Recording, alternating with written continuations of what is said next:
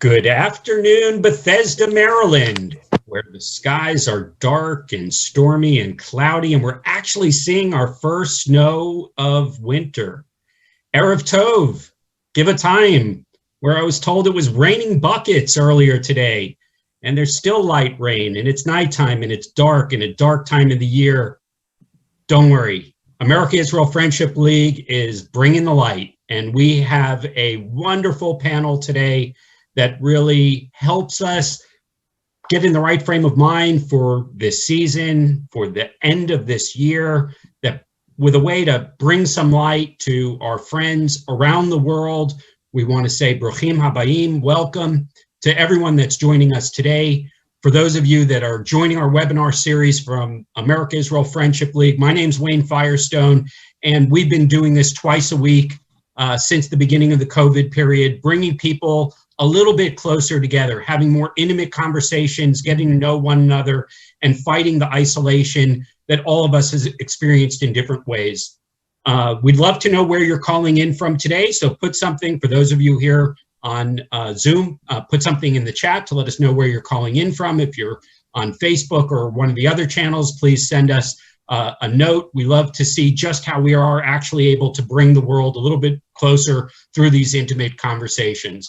As I mentioned, today we're going to be joined by a panel from multiple faiths. Everybody is in the New York area, where we're told some of the stormy weather may have created some challenge on earlier webinars. So we'll do our best to work around that and hopefully find a way to bring the light, whether that's high tech or low tech or voice of God, or in any way that we can today. So we promise, what we do promise you is that this opportunity to come together is something we take really as a great privilege and a great opportunity for people to meet one another, learn a little bit about our program and our agenda of advancing friendship between Americans and Israelis. So I want to turn over to my colleague, Rabbi Eric Greenberg, the master of multi-faith cooperation, who has been with us bringing together these wonderful, inspirational sessions with colleagues from different faith backgrounds, and sharing today very much about, from their own perspectives, what this holiday and this period means for their respective communities. So, Eric, good luck with the connectivity issues today. Yes, thank you. We'll try. Thank you very much, Wayne. Good afternoon and welcome to everyone on Zoom and Facebook. So the winter solstice is the shortest day and the longest night of the year. This year it occurs on December 21st in the Northern Hemisphere. Humanity may have observed the winter solstice as far back as 12,000 years ago. Ancient peoples who were frightened erected stone monuments and performed rituals like lighting bonfires and candles to try and coax the sun to come back out. Ancient Romans celebrated Saturnalia, a week-long celebration in the days leading up to the winter solstice. The ruling class in Rome also celebrated the birthday of Mithra, the ancient Persian god of light, on December 25th. In Scandinavia, the ancient Norsemen celebrated Yule, where they burned large logs. And the Inca Empire celebrated Inti Raymi to honor the sun. Similar rituals occurred across the globe in ancient China, Japan, Iran, among Native American Indian tribes, among others. Today, winter is a festive time of year because so many holidays are celebrated by people from so many different religions, cultures, and races. These festivals of light are strongly related to the religious significance of light, which is generally considered as a rebirth of the spirit and the mind, and a moment in which the good overcomes the bad. Today, we will explore the background of several religious light festivals and discuss how we can come together in this season of joy to spread the light of cooperation and compassion in a darkened world. Joining us are several esteemed faith and community representatives. First, let me introduce Bharati Sukul Kemraj, the Hindu ambassador at the Vishnu Mandir Temple in New York. Born in Guyana, Bharati is the daughter of Chandra and the late Pandit Vishnu Sukul, who established the first Guyanese Hindu temple in the Bronx, New York. She founded the Bharati Dance Academy at the temple and has also served as a TV reporter, producer, and host. In 2014, she founded the Bharati Foundation, working to help the community and youth of all ages lead healthy, educated, and productive lives by connecting resources to those in need. She served in various positions in New York City local government and is a senior associate at Patrick B. Jenkins and Associates. And Barati graduated Fordham University with a BA in Communications and Media Studies. Next is our friend, Reverend Marcos Miranda. Reverend Miranda is the founder and president of the New York State Chaplain Task Force, a wonderful multi-faith organization comprised of more than 4,000 spiritual care providers of diverse religions. Marcos is also the senior pastor at Action in Christ International Church in Brooklyn and the overseer of more than 200 ministers at Christian Clergy International, an organization serving interdenominational Christian clergy to deal with such issues as the persecution in foreign nations of Christians and other minorities. He currently serves as state chaplain for the New York State Fraternal Order of Police and is an assistant dean at the New York Divinity School. Reverend Miranda received his doctoral degree from Hebrew Union College Jewish Institute of Religion. I'm also pleased to welcome Reverend Dominique Atchison. Reverend Atchison is Executive Director for the Center for Faith and Community Partnerships, a unit of the Office of the Mayor of New York City. A proud native and resident of the Bronx, she holds a BA in African American Studies from Oberlin College and a Master's of Divinity from Union Theological Seminary. She was ordained by the New York Conference of the United Church of Christ in 2010. Dominique is also a singer, performance artist, and a blogger, and her writings have been featured in blogs including For Harriet, Huffington Post, the Young Women's Clergy Project, and African American Lectionary. Batting cleanup, like his idol Boston Red Sox slugger David Ortiz, is Rabbi Joseph Potasnik. Rabbi Potasnik is the executive vice president of the New York Board of Rabbis, the largest interdenominational rabbinic body in the world. Presently Rabbi Emeritus, he has been the spiritual leader of Congregation Mount Sinai in Brooklyn Heights since 1972. Rabbi Joe is chaplain of the New York City Fire Department and a former member of the New York City Human Rights Commission. Rabbi Potasnik is committed to ensuring the security of all the Jewish people and to combating the violence plaguing this country. Now we're going to turn to our panelists, starting with Barati to discuss her Winter Light Festival. Barati, take it away. Namaste, everyone, and it's such a blessing to be here with all of you. I hope that whoever, whatever your faith is and you believe in will bring lots of blessings to you, and that you will take this time to not only listen to each and every one of us, but reflect on what has happened in the past, where we are now, and where we are going in the future. I know that 2020 has not been easy on everyone, but all we can do is make sure that we are okay and our loved ones are okay before we take care of the rest of the world. Today, I'm blessed to be here in our Vishnu Mandir Hindu temple, which was founded in 1996 by my late father, Pandit Vishnu Sukul. Unfortunately, he passed away in 2019, but we are blessed to have Noble Avenue in the borough of the Bronx co-named after him, making him the first Guyanese and Hindu priest to have a New York City street named after him. So Westchester and Noble Avenue is named Pandit Vishnu Sukul Way. Under the new leadership of my two brothers, Pandit Vyas Sukul and Pandit Krishna Sukul, we're able to continue our service. And I have to say that despite weather, despite personal situations or community-wide situations, our Vishnu Mandir Hindu temple has never been closed. We are blessed to be able to come and open the doors, whether it's one person or 10 people or more, and do what we have to do in the name of what we believe in. And it is a blessing to be here to share with you the festival of Diwali, known as the Festival of Lights. It is celebrated by Hindus all around the world, but it is also celebrated by Jains, Sikh, and Buddhists in their own respective way. The Festival of Light, Diwali, is a time where we pray to Goddess Lakshmi and Lord Rama, but it is also a time where we celebrate light, brightness, good over evil, knowledge over ignorance, and coming together as a family and friends and sharing that love. And what we light is a little clay lamp. It's a simple little clay lamp that is made with earth and then painted, and a wick, which is cotton. And when you light that, it turns into what we know is a diya, right? So it's no longer just a little clay lamp. It is also a diya that is lighting a nice little light. And no matter if I light one person's candle or diya or 100, it will never take away the light that I have in my hand. And that is what the festival is about. It is religious, it is sacred, but it is also a way of sharing all of this knowledge and brightness into everyone. And the Festival of Lights is celebrated every year. It lasts 5 days, and it is where we observe, we pray, we have our families over, we cook, and we celebrate.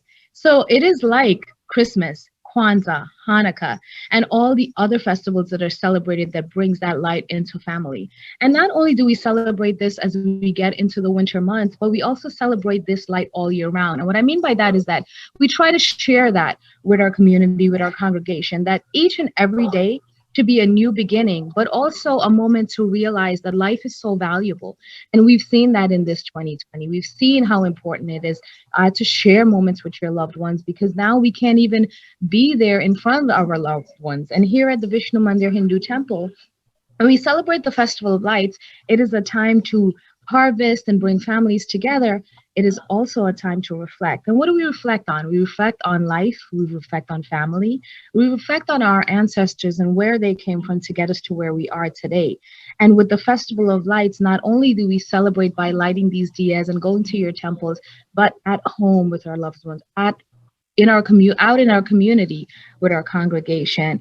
And in the sense of sharing light, we not only celebrate this festival as Hindus, but in the borough of the Bronx specifically. COVID-19 hit the world like a storm in March of 2020, was where we really felt it, because that's when everybody was starting to be at home. Businesses were starting to shut down. You know, things have been happening all year through, but for March and in June, we realized, you know, we've been sitting at home or working from home or still going into work. What else can we do since we can't gather in large crowds? The Vishnu Mandir, the Bharati Foundation, and several leading community partners gathered together resources, fundings to host different community events. And at our Hindu temple, we started hosting mass meals and essential giveaway.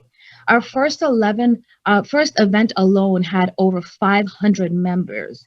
These are community members, our everyday neighbors that we see across the street or in passing, that came out and stood online to get food and grocery items. And we realized that this was such a need. And honestly, what the government couldn't do at a rapid pace, we as community members with boots on the ground did. And from June until now, we've been hosting 1 to 3 events a month where we're giving away grocery, fresh produce, essential items to our community members. And it's just been absolutely amazing because... Yeah, that's wonderful. We want to save some of that wonderful work that you're doing for our next session. So let's right now hold on to that thought, and let's move to Rabbi Potasnik, who's also going to talk about a Festival of Lights. Sure. Thank you, Rabbi Grieber, and thank you for recognizing the greatness of the Boston Red Sox in your opening comments. I also know that there are many people of different faiths on this call. So let me say, as a Jew to the non-Jews, I want to apologize for all the Hanukkah traffic that we have in New York around Rockefeller Center, all the Hanukkah menorahs all over the place, but it'll be over soon and the traffic will flow. Let me begin with a true story. There was a survivor of Auschwitz who talked about his experience where inmates actually celebrated the festival of Hanukkah in a death camp. And he said, we took the margarine ration, we melted it, we put the wicks on it.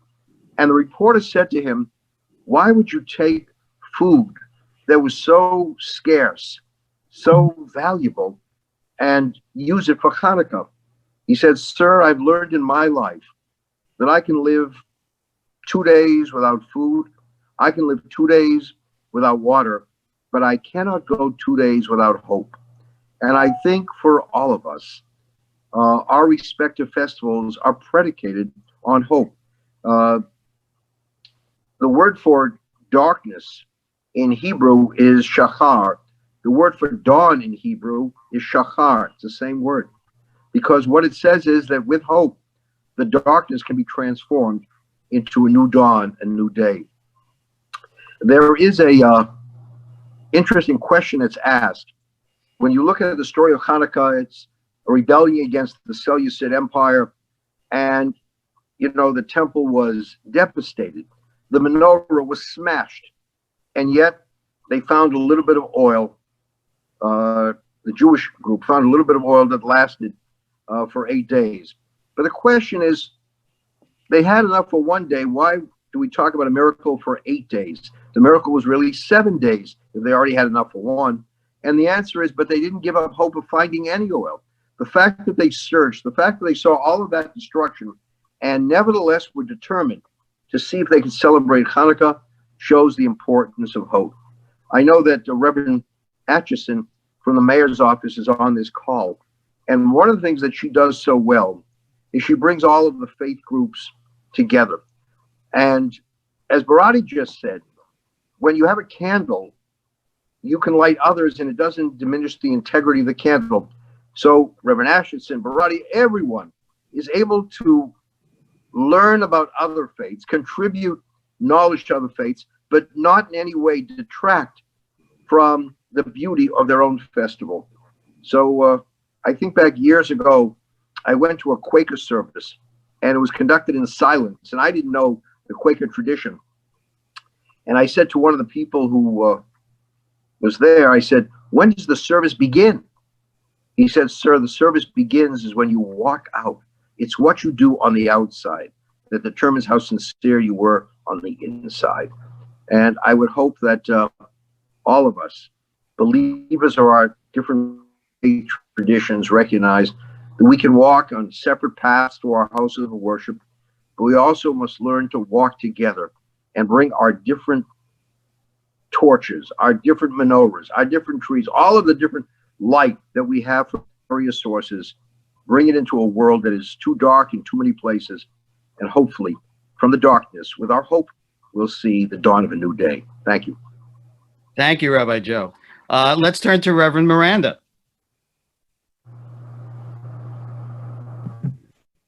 God bless everyone, and shalom and namaste. It's an honor to be here today. Each year, as winter approaches and Christians prepare to remember and celebrate the birth of baby Jesus, which we consider the light of the world, our Jewish brothers and sisters celebrate the festival of lights, Hanukkah. And Hanukkah is, as everyone knows, an 8-day celebration beginning each year on the 25th of the Jewish month Kislev, which usually falls in December. It started on December 10th this year. And although commonly known as the Festival of Lights, Hanukkah actually means dedication. The Jews liberated the temple and rededicated it to the service of God. And many Christians, even today, may not realize that we find this holiday in the Christian scriptures. Jesus celebrated Hanukkah as recorded in the book of John, chapter 10, verses 22 through 24, when it says, "Then came the feast of dedication at Jerusalem. It was winter, and Jesus was in the temple area walking in Solomon's colonnade." Today, Jews around the world celebrate by lighting the menorah, and Christians everywhere by lighting candles during the season of Advent and lighting Christmas trees. I just want to say that as we hurry along this holiday season, let us not forget the true message of Hanukkah and Christmas and Kwanzaa and what Barati mentioned in the Hindu and the Buddhist traditions. Let us not forget that true message, which is that the light of God is for all people around the world, that we have more in common than that which divides us. Let us serve others wherever needed, rich or poor, it does not matter. Let us dedicate ourselves to the betterment of all people, no matter the race or gender, religious affiliation, social economic status, or party affiliation. May we all view life and this moment in our history as an invitation to move forward with purpose and determination for the work of repairing a world currently so divided and filled with injustice, hate, and intolerance. Each one of us holds the capacity to produce this God-given light. And may we forever be in awe of all that God has granted us. And may we do our very best always to walk the walk of compassion and bring compassion to the center of our lives. May we live always for a bigger purpose than ourselves. May we recognize that our lives will be measured not by what we have, but by the number of hearts we help heal and the lives that we touch. This holiday season, as we try to make the best of it during this pandemic, let us take a moment to remember those we've lost and the many families who are grieving, for those sick and in the hospitals, and for the frontline workers and first responders who work so tirelessly to keep us safe, remembering that as others run from danger, they run toward it, to face it head on. Let us also pause for a moment and let our God-given light shine brightly through prayer and good thoughts, and especially through random acts of kindness, which we've seen a lot throughout this pandemic. May we understand that we can never become enlightened until we become occupied not with being right, but with lifting the lives of people around us and healing our families and communities. Let us focus on the menorah and on the birth of the Christ and all the other holidays of light that are celebrated through various religions around the world. Let us focus on this light, this holiday season, remembering that we have been illuminated by God and have an eternal supply of oil to keep the undying flame burning brightly in our hearts throughout the year. May we walk away from this holiday season of light determined to find ways to an inspired life, absorbing the inspiration of others and becoming an inspiration to others. Let us move forward with the will and courage to move beyond ourselves and leave our noble mark wherever we go. Thank you. God bless you, and happy holidays. Thank you, Reverend Miranda. And now we turn to Reverend Atchison to tell us about Kwanzaa and more light.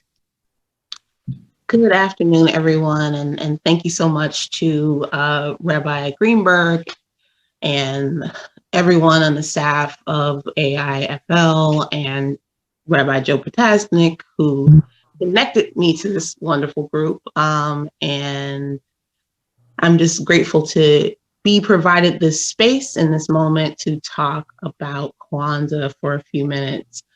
I am the one person on this webinar that is representing a festival of lights or celebration that is not connected to a faith tradition as much as it is connected to a cultural history. So Kwanzaa was born out of what is known as the Pan-Africanist movement. And to sort of describe it, I'm thinking about a conversation that I had with my sister earlier today, where we were talking about what's the difference between sort of struggles for justice and culture, where those two things intersect, where those two things kind of run parallel. Oftentimes we're thinking about Black culture or the African-American experience or the African diasporic experience. We're thinking about struggles for justice. We're thinking about difficult times. But what the Pan-Africanist movement did was take a look at what cultures we shared across the diaspora, take a look back at our African history, our connection, our collective connection to Africa as a continent. Many of us are in this diaspora because of the transatlantic slave trade, but we have this sort of ancestral connection to the continent of Africa, specifically West Africa. So what Professor Dr. Maulana Karenga did was create a sort of festival of lights tradition in the mid-1960s as the Pan-Africanist movement started happening, which was called Kwanzaa, which is still called Kwanzaa. And it is a celebration of just that, our history, our legacy. And I think a lot about the concept of Sankofa, which is actually a Ghanaian symbol that is of a bird that's flying forward while looking backwards. And it's a terminology and a concept that you can't know your future, you can't move into your future unless you understand your past. And that's something that has taken a hold throughout the African diaspora. And that's what Kwanzaa symbolizes, is understanding our past, understanding our history in order to move forward into the future. I did not have any slides to provide, but I do have a book that I found that someone gave me when I was a child, which shows the images of Kwanzaa that are important. And there in the middle is the Kinara, which is the where we get our light from. And those candles symbolize 7 principles. And the language that tends to be used in Kwanzaa celebration is Swahili. And all of the 7 principles are Swahili words that we focus on each day. So the first day of Kwanzaa is the day after Christmas, December 26th, and it goes 7 days until New Year's Day. And the 7 principles are Umoja, which means unity, Kujichagulia, which is self-determination, Ujima, which is collective work and responsibility, Ujima is cooperative economics, Nia is purpose, Kumba creativity, and Imani is faith. So those are the 7 principles that we focused on during that time, and each candle represents one of those principles. So on the first day, the candles are red, black, and green. You light that black one in the middle first, and that represents Umoja. And the colors of the candle represent the Pan-Africanist flag, which is represented here with 3 colors, the red, black, and green, which symbolizes our connectivity as people of African descent, our struggle for freedom, and also what's coming in the future. And those lights symbolize each of those things. So that's the essential basics of what happens. It is a tradition that's celebrated by people of all faiths and all traditions, potentially of all races who are interested in connecting to African culture and history, or Pan-Africanist culture and history. But again, thank you so much, and I'm open to questions later. Great, thank you, Reverend Dominique. With all that, I should say, enlightening beginning presentations, I'd like to turn to, in order to bring cooperation and light to our communities, I'd like to ask you all, what kind of activities are you and your organizations engaged in now to help increase the light, especially as we know the pandemic is once again rising, particularly for the children, hungry, homeless, the abused, the lonely in our societies. Are any of you involved in particular activities that will help bring that light? We could start. Bharati, would you like to start? Yes, I think I was, jumping into that earlier. Got excited all about the work we're doing here in the community, but to each and everyone hearing, from a Hindu perspective, a Guyanese woman, hearing all the different definition in one space like we are today, it's so enlightening. I'm sitting here like shaking my head and nodding because we're more similar than we are different. And these Festival of Lights, it's so amazing because in each one of our culture respectively, it shares the same meaning, bringing family and friends together, remembering our past and taking that into consideration to where we are now in the present, and hoping for the future that is filled with light. And light is not just a diya or a candle or a light bulb that you screw on and you flick the switch. It's community service, is sharing love. And with the Vishnu Mandir Hindu Temple and the Bharati Foundation, all of our work with our community partners has been about sharing that light which is a representation of love. And for us, it was through pandemic work. Not that we haven't done this in the past, but this year it had so much more meaning, because these are families not just coming out to pick and choose what they want. They actually needed these resources. So from June to where we are now, we have been hosting food giveaway, essential giveaway.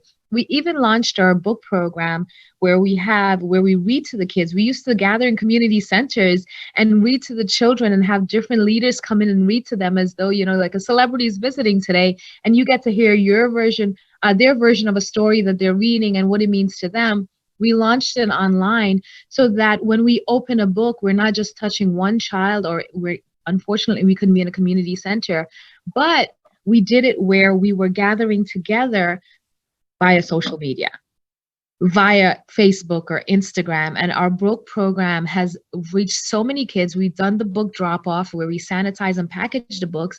We've already given out close to about 6,000, 8,000 books that has been delivered from the outside into a home of a family member that's reading with us online. And through our different food program, that's our way of sharing the light. That's our way of letting the community know that we care about ourselves and our families, but we also know what's going on and we see it. And I think this is so important during this time, because we have to do this. If we can't pay attention to the needs of our family and friends and our neighbors, who will? So during the Festival of Lights, where we celebrate as Diwali in our Hindu culture, it has so much more meaning, and we try to take all that into consideration when we give back to our community, when we connect resources to those in need. And through all of our giveaway, through our book program, through our everyday activity of just dropping off a bag, popping up a table at a subway station, hosting an actual event, we are serving hundreds, if not thousands of families over the past few months. And for that, I don't think there's any brighter light that we can shine on the world by our service of giving and putting our hands together than what we're doing. And we hope to continue that. Thank you. Thank you very much. Rabbi Joe. Yeah, as I was listening to presentations, I thought there's an interesting story. Someone went to his cardiologist to check on his heart, and the doctor said, "Let me see your hand." He said, "Why do you have to see my hand?" He says, "When I see the condition of your hand, I'll know the condition of your heart." And it's very important that we demonstrate what we do with our hands, because that's a reflection of what's in our hearts.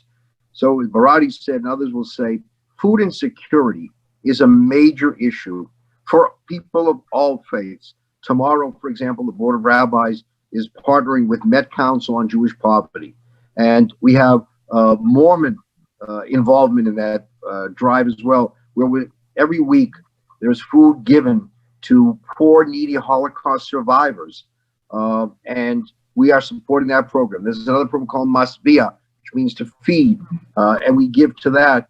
And so how many synagogues have, soup kitchens, food pantries, food giveaways? You can't be a house of worship by simply having services. You have to serve people.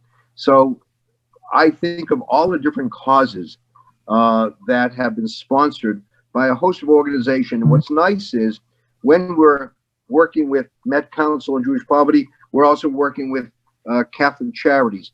And this past week we had United Faith, where we joined together with other faith groups and talked about the food insecurity issue in Queens, where it is very severe. And we heard from members of the Asian community, members of the Hindu community, and we said, what can we do? So as someone said, when someone's hungry, you don't ask them, what's your religion, what's your race? You have a hungry person that needs help. And we have a responsibility with our hands to make sure that we hand to them basic needs of life. It's just shocking that in our country, anybody should go hungry. It's just shocking that anybody should be homeless. So we have a lot to do. Some people do nothing and say, well, what could I do? And some people do much more and say, well, what else can I do? And I think all of us keep asking, what else can we do? And there's always more to do in terms of, again, giving to those who certainly need our strength and support. Thank you. Thank you very much, Rabbi Joe. Reverend Dominique, I know you have a wide berth with the mayor's office, some things that are going on in this season? So a lot of my work has just really been about keeping people, especially within the faith community, informed about what is happening. There's been a lot of changes, of course, since March, in terms of how people worship, when people worship, which has been very difficult for faith leaders and faith communities. Kind of walking folks through that change has been a big chunk of my job. In terms of serving folks in the community, the mayor's office has a food czar and a food team that has been they have been very strong partners in this work, helping the houses of worship throughout the city get the food resources that they need, and also, community partners throughout the city. There are other resources, of course, through Department of Social Services. They have been very strong partners in helping us serve folks who are dealing with homelessness and food insecurity also. So there are many resources throughout the city, and my center has been a strong connector between the faith community and those resources. And I'm happy to connect with anyone who's in the city of New York who are, who's looking for that sort of resource. Great. Thank you very much. And Reverend Marcos, during these past 8 months and the incredible first responder dedication of the New York State Chaplains Task Force, what kind of activities, are you involved in at the moment in this winter festival season? You're on mute. Thank you, Eric. Well, this has been obviously a unique time for us, but in many ways, and unfortunately, it's times like this where organizations like ours have to shine and bring light. And so I'm thankful to our volunteer crisis chaplains. We represent 11 different faith groups. We're about 4,000 members now, all the way from up in Buffalo, New York, through upstate, downstate, the boroughs, all the way out to Montauk, Long Island, the Quad State area. And during this time, our current numbers to date are that we've been able to provide what we call comfort care. And we've done this through our chaplains, and I'm thankful to them. And they've provided 331 or 332, I don't have the number right offhand, funerals and memorial services, virtually, as well as graveside. They've been able to field over 5,000 calls through our 24-hour compassion line, which is available to anyone and everyone. It's a free service. And we've been able to help deliver 47,000 meals to people's doorsteps, as well as I am thankful to our partners, people like Cut Red Tape for Heroes and people like ICNA Relief and organizations like that. We've been able to help distribute over 100,000 boxes or bags of groceries to the people. So true what Barati was saying is so necessary to be able to show those random acts of kindness through feeding our communities. We've been able to give out over 150,000 plus pieces of PPEs, and that's not counting the over 1 million given out through our partnership with Cut Red Tape for Heroes, who they're doing an amazing job. Over 5,000 school bags with supplies for this really hard time for our young people, our children in schools and remote learning. And we've helped disseminate with the help of the state, Mayor de Blasio's office, Reverend Dominique. Thank you so much for all that you have given us in resources. We've been able to disseminate over 40,000 COVID-19 facts, right? Notice is disseminated all around. And then we created a little tiny interfaith prayer card. And we've given over 100,000 of those prayer cards, not only to frontline workers, to first responders, but to anyone who would take one, with the hope that they would receive that blessing and understand that that we are with them. So I'm thankful to all of them, and thank you to all of you for the work, the amazing work that you're all doing and we're all doing together. Thank you, Marcos.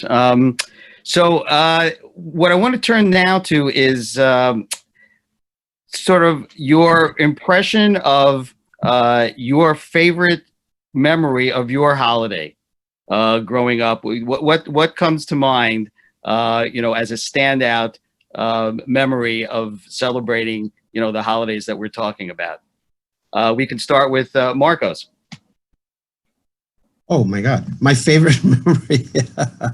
Well, I guess my favorite memory would be when my mom, rest in peace, the Reverend Maria Miranda, when she would make us or make me go to bed early and make believe that that Santa Claus or whomever was going to go ahead and bring some gifts, so I had to get to bed early. And those are childhood memories that I guess I will never forget, and it instilled in me the desire to want to see other children smile in times like this.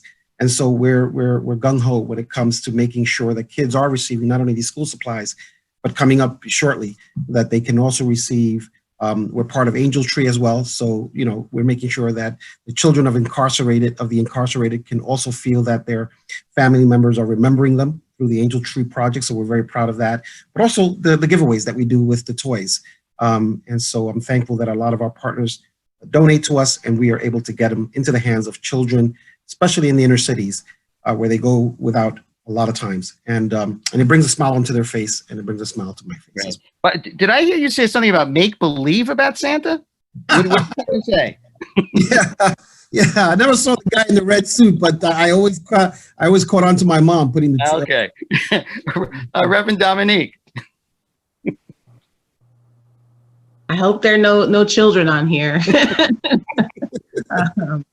But yes, so I think one of the best memories in terms of Kwanzaa, there was a woman in the church where I grew up, Dr. Marcia Goodson, who would gather the children from the church, and I attended a predominantly white school where her children also attended, and the Black children from that school and the children from church gathered them all at her house for a Kwanzaa celebration every year that was all about kind of like celebrating our traditions, our culture, the many faith traditions represented in the African diaspora. We would have trivia for Black history. I think, you read my bio, I am an African American studies major. I think that's, the origin of that for me was really wanting to learn more about my culture and my history as a person of African descent. And I think it was rooted in these Kwanzaa celebrations that I had with Dr. Goodson. Mm-hmm. Great, thank you. Rabbi Joe. Yeah, I have to admit, I was always jealous of the Christians during this time of year, because when I was a kid, I used to see these gigantic trees, these small Hanukkah menorahs. I saw Santa Claus. We didn't have anyone who was comparable. The music was Christmas. You didn't hear Hanukkah music much on the streets. So I was envious. Then I also recognized that we have 8 nights. So I used to get gifts, on those nights. But what I think is most memorable is that in order for me to get a gift, I had to make sure that someone else got a gift. And there were kids who were developmentally disabled. There were kids who were orphans growing up in Massachusetts. And my parents impressed upon me that you can't celebrate Hanukkah until you allow someone else to celebrate Hanukkah or Christmas. And we would bring gifts to all of these different places. And I remember as a child thinking, there's beauty in sharing. We talk about charity, but we also have to talk about charity, S-H-A-R-I-T-Y. And so I grew up learning that there's room for all of us to have our respective celebrations. No one, has more than the other if all of us participate in making sure that people have a little bit more in their lives. So that's my recollection. But now we have big menorahs, by the way. We used to have little ones. Now you go down the street, oh my God, there's a huge 9-foot menorah. So all of a sudden, Christmas and kind of, there's been some equality over the years where, similar height. Thank you, Rabbi Joe. Barati. I remember hearing everyone talk. I remember growing up back home. So I came to the Bronx when I was 7 years old. But while in Guyana, it was, you get the best of anything, right? Because that's homeland. And the way we celebrated Diwali back home is by lighting diyas or little clay lamps all along the street, around the house. You didn't really have to worry too much about anything catching on fire or anything. Thank God that we celebrated in such a way, but it's just a festive way of the way the community was celebrating. So I remember when we would have the Festival of Lights, it's around the holidays, it's around when every other culture and religion is celebrating. And I remember smelling when they were baking the cakes at the bakery, because they had one bakery where everybody would mix their cake up and take it there. Everyone will be going to church or the mosque or doing their own celebration. And as a Hindu child back home in Guyana, I remember just seeing the unity of the community. And then when I came to the Bronx and being here and being a part of our Vishnu Mandir Hindu temple, similar thing. We see the love and the respect that we get from the diverse community. We see the love and the respect that we get from our own community. And just being able to share the Festival of Lights, being able to sit together, eat together, and celebrate together. That is my fondest memory growing up. It is my most precious memory now, and I hope that it will continue. And during this time, we remember that you have to make sure that you and your families are okay, but self-care is so important. But at the same time, it wouldn't take away from you if you checked on your neighbors. It wouldn't take away from you if you gave out a bottle of water to someone in need, right? You don't want to give them money, maybe you have water, maybe you can buy them something while you're standing there online. I think sharing that, and like Rabbi Joe said, charity is something that he learned. But yeah, it doesn't always have to be charity where we're just specifically putting things aside for one person. We can take a little bit from what we have to give someone else to make sure they're okay. So my most precious memory during this time in the Festival of Lights is sharing a little love. Beautiful. Eric, can I add something? Yes, please. Yeah. Every year around this time, I get calls from members of the Catholic community asking, can I get them tickets for midnight mass at St. Patrick's Cathedral? This goes on year after year. I said, wait a minute, you're a member of a church? Yeah, but they said, you need a rabbi to get tickets for midnight mass here in New York. And, we have relationships out there. And I always said, that speaks volumes about how much we need each other. A few weeks ago, there was a devastating fire that destroyed a church, Middle Collegiate Church in Manhattan. And in talking with Reverend Jackie Lewis, I'm sure some people on this call know Jackie. She's a remarkable person. She talks about revolutionary love. And we had a gathering. It was a memorial, for the devastated church. But people of all faiths came on. And they said, we have to help rebuild. We have to give to the other. So I think this time of year is especially a reminder of our responsibility that we always have to ask, is there something more I can do? And it doesn't matter, Jewish, Christian, Hindu, no matter what the tradition, all of us need to increase the light for other people. Yeah, thank you, Joe. And talking about Reverend Jackie's church, that is a perfect rededication that needs to be done. We need to rebuild and rededicate that church. So something that we have the multi-faith community can look forward to working together on, I think. Because what the situation we find ourselves in what ways are people celebrating the holidays differently this year, as far as you folks can see? And do you think there's some creative ways to be able to celebrate at home, because we are doing it very differently? Who would like to start?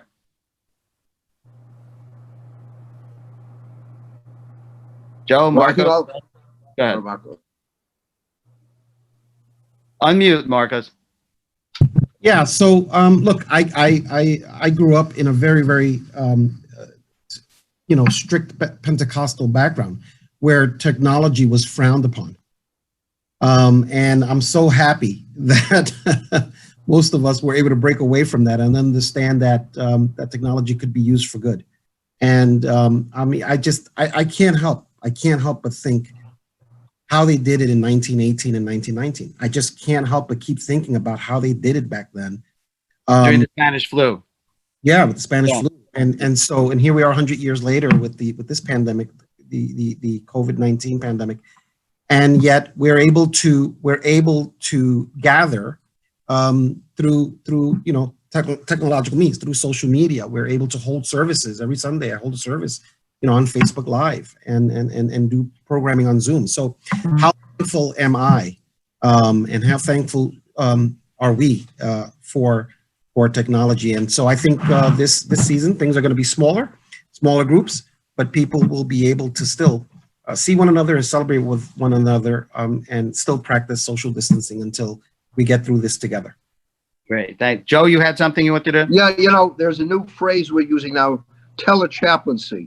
And you find chaplains who are able to communicate with those in assisted living homes and hospitals, on the computer, FaceTime Live, and whatever the method is, it is important that we keep people connected. And I think the clergy should be commended for keeping community together during this horrific time. When I became a rabbi, someone taught me, you always carry an index card in your pocket with the names of people who are alone, with the names of people who don't have any families. And whenever you have a chance, take out the card, make that phone call, and just say to someone, I didn't forget you.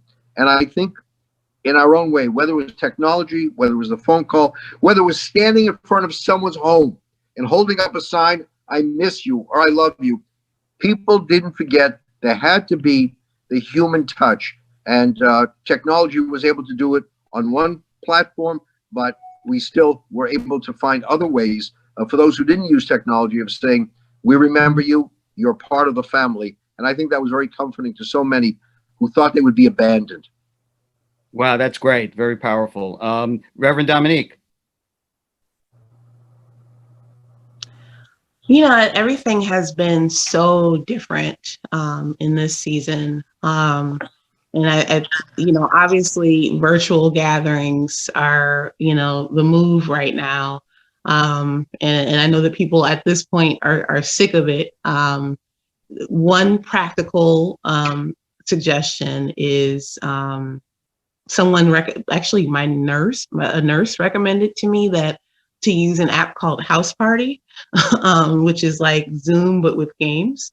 So that's just a random suggestion that I have. But in more spiritual terms, and then I'll put on my sort of Christian pastor hat for a second. In more spiritual terms, I think this is a season for us to actually really delve deeper into our traditions. So this is not actually specific to any faith tradition, but to really delve deeper into the origins of our traditions, to delve deeper into where the spirituality is found in our traditions, in our holidays, to invest more in where God is speaking, where God is asking us to move, and less into sort of like the commercialization of things, to really get deeper into who it is that we are and our traditions. I see this as a really difficult season, but there are a lot of spiritual opportunities in this fact that we are being asked to kind of isolate. You think about the traditions of monks who, that is what God has called them to do. I'm not here to speak for God, but maybe this is our opportunity to get closer to the God of our understanding in this season where we're not allowed to be as close with each other as we would like. So less of a practical recommendation and more of an invitation for us to kind of find deeper connections with our own spirituality during this season. Great. That was beautiful. Thank you for sharing that. Bharati. So, in our Hindu religion and various scriptures, and as well as many other scriptures, there are stories that has changed along the way. But one of them says, there were two friends that set out to find gods, and they were both debating where God was. And they looked high in the mountains and low and in the water and all around. And at the end of the day, when they couldn't find God, what they heard from a voice is that God dwells within your heart. And I think during the Festival of Lights, as we share this, remember this, because despite COVID-19, despite what has happened, we're going through what people in the past have gone through, what our ancestors have gone through. And those who are no longer here to tell those stories, we are remembering them. And I think that is our way of keeping their moments and memories alive, whether we knew them or we didn't. But because of COVID-19, I think people are having that moment to find themselves. When we thought we couldn't leave a job, when we thought we couldn't do anything but work, or do this day-to-day thing, we realized that even though we stand still, the clock keeps ticking and the day keeps continuing. The sun rise, the sun set, and that is our way of remembering that as humans, we all have our timeline. But if we don't take that moment to take everything in during this time, it's going to be very difficult. And as the doctor said, that this is the time that a lot of things that were taboo or not looked upon, was more frowned upon. We are using technology to share knowledge and wisdom and human compassion, which we aren't able to do in person. So we're taking this time to just center ourselves and promote whatever religion and culture and scriptures we can through the various means that we're able to do it in a healthy way. Great, beautiful. We're coming up to the hour and the end of the program, but you're all involved in such important community activities. Can I ask you each to just a quick go around, if people who are watching us want to be in touch with you to help out with your activities, just to how they can get in contact with you? Barati, you're on the start. Yeah. So in our on the social media, you have all of our handles, so we'll be able to share that if you want. It's at Barati Kemraj. BHARATI KEMRAJ. We need volunteers, we need supporters, we need anyone that could help out, whether you could be at home or in person. Please reach out, send a question. If you have to contact Rabbi and get the message through, I'm sure we're going to get it, but we're always having an open arm to those in need. Great, thank you. Dominique? You're on mute. Yeah, got it. So you have our Twitter handles, so at Reverend Atchison, and my email address, especially if you are a faith leader in the city of New York, or anyone in leadership, or anyone in New York City. My email address is D Atchison, DATCHISON at cityhall.nyc.gov. Great. Reverend Marcos, unmute. Yeah, we can be found at www.chaplains.care. Chaplains.care, and also there you can find our 800 number for our compassion line, available 24 hours a day, 7 days a week, for anyone who needs to talk, whether you believe in God or don't, whether you want to talk about God or don't, resources, things of that sort. We're there for you. People need to be heard, and so we're happy to provide this service. Again, that's chaplains.care. Great. And Rabbi Joe? Firstly, let me give out Dominique's cell number. If anybody has any questions from the mayor's office, and you can reach her at any time, 24 hours a day. She answers live, no recording. No, but I got to tell you this. Everybody who participated was special. I just have an additional special admiration for Dominique, because she really keeps it together. She is a great convener in the city and a blessing to all of us. The New York Board of Rabbis, that's board, B-O-A-R-D, not B-O-R-E-D. New York Board of Rabbis, www.nybr.org. And we welcome people's participation. We have rabbis of all the different denominations. And we say we are people of faith, but we are also people of one family, all of us. Great, thank you. So we're at our time. As this is the last webinar of the season, I'd like to take the opportunity to thank all our panelists today and those over the past months who have graced us with their knowledge, their strategies about how our faiths can indeed learn from each other, come together in cooperation to the betterment of our society. I'd also like to thank all the hardworking people at AIFL who have made these webinars so successful, including my partner in light, Cassia, Raquel, Giovanni, Scott, Ben, Naomi, Ruby, Jonathan, and Wayne. And with that, I turn things back to Wayne. Thank you very much. Thanks so much, Rabbi Greenberg. This really, you promised illumination and you delivered, and this panel really brought light into our lives in so many different ways. You know, we've created this series, Friends in Deeds, because as we've heard from everyone, it really matters what you do. I love the story from Rabbi Potasnik about what happens after you leave your service. How do you behave? Who do you remember? Who do you put light in their lives? And I think that's the charge from this. Our friends in Israel have very special holidays. They are celebrating Hanukkah as we speak, and they are getting ready for celebrations for people of religions from around the world. And we get a chance to take a peek of that in a very real and intimate way this coming Sunday. And next in our series, we will have a virtual tour visit to Tel Marisha, which has special historical and archaeological importance and ties to the Hanukkah story, as well as a very important church there. So we invite you, if you haven't been a part of this series, it's one of our most popular in our biweekly series. Come and visit with us, spend some time with our master tour guide, Reuben Solomon. He's going to take you into the individual site and explain both the historic, religious, and archaeological significance of the places. And we hope that this too will help in a small way be a remedy for the fact that we can't jump on a plane now and visit some of the places that normally we would want to.